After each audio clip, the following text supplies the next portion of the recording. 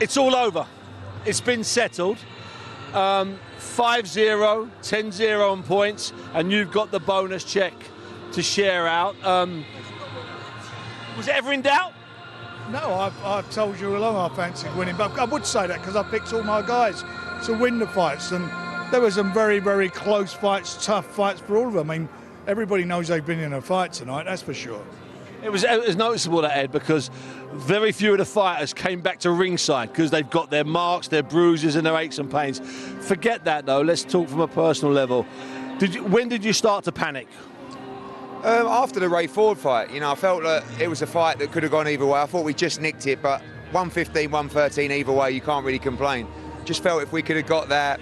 I knew we were up against it with Hamza. I really expected Filip Hrgović to win tonight, and I thought Daniel was brilliant. He battled through those early stages and kept believing in himself, and Wilder weren't at the races at all. So we kept clutching to straws, and in the end there was no more straws to clutch. So 5-0 sounds much better than 10-0. Can we just keep it at that? But yeah, we can do 10. We can do 5-0. 5, please. But we're going to run it back. We want our revenge. This concept's going to run and run and run because it's a great concept between us, and between us we got some great fighters in our, that we represent, and we can do this again. And it's just such a fantastic night for boxing. And I've got to be honest, and I'll tell you the truth. For me, it's boxing side's great, but it's been good with what we've been doing together. And I really have enjoyed it. It's been quite refreshing.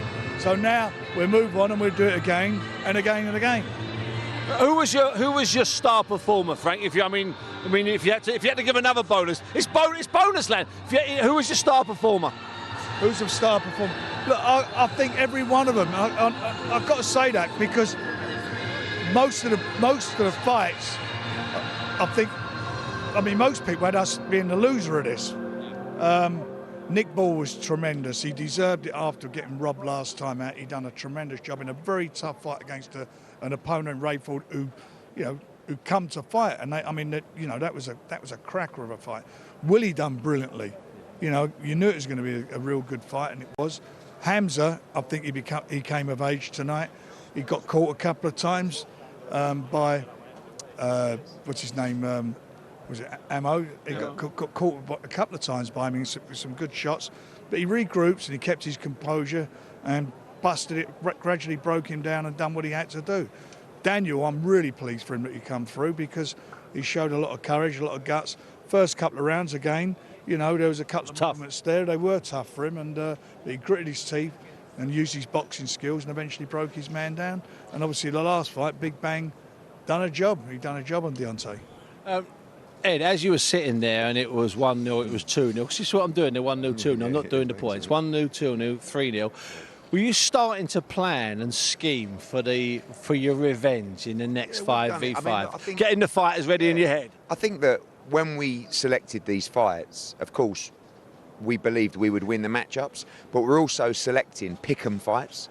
So none of the fights we were overly confident about. We believed our men would win those fights, but we also knew that anything could happen in each fight. I expected Craig to win, and I thought Willie was great. I knew Ray against Nick would be. I thought Nick was tremendous as well. His work rate was incredible. Like I said, really believed Philip would win. Daniel was great, but unfortunately, we lost a lot. But we've already got plans in place, and we can do this at so many different levels. We can do this at Wembley Stadium for world titles, or we can do it at York Hall for our area titles, English titles, prospects. Concept. It's amazing. Yeah, and the build-up, the narrative, everything. And Bunsey, we need revenge. We got to run it back somehow, some way. Ed, I know you need revenge because but I might retire. No, you're not going to retire. What I focused on several times was looking over at your face, and I could see all I saw in your face was revenge. Let's forget about revenge. It's been absolutely stunning, sensational night. Where is this meal taking place? Because you said not only am I going to choose the wine and the restaurant, you actually said, Frank, I might choose the country as well. We'll have to see. We'll have a think about it. What's the Maldives like this time? No.